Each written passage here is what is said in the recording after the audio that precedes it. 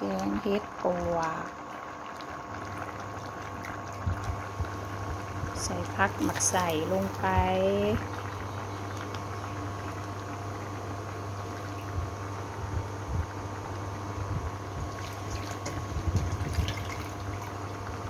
ผักอีตูใส่ผักหลายๆโลดแซ่บ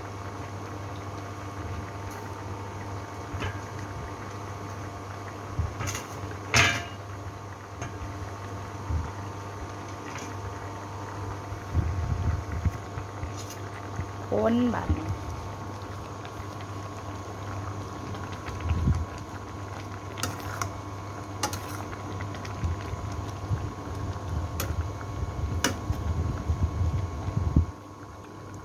แกงเห็ดปวกลูกสาวฝากมาให้ขอบใจคนถือมาให้เด้อ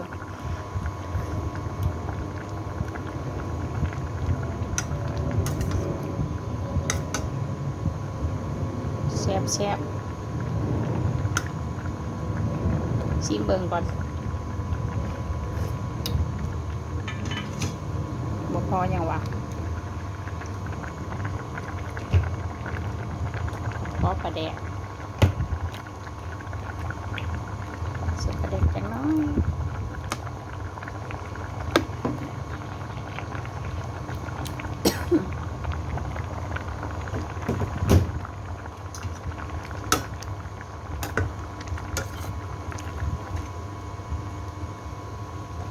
แกงเห็ดปว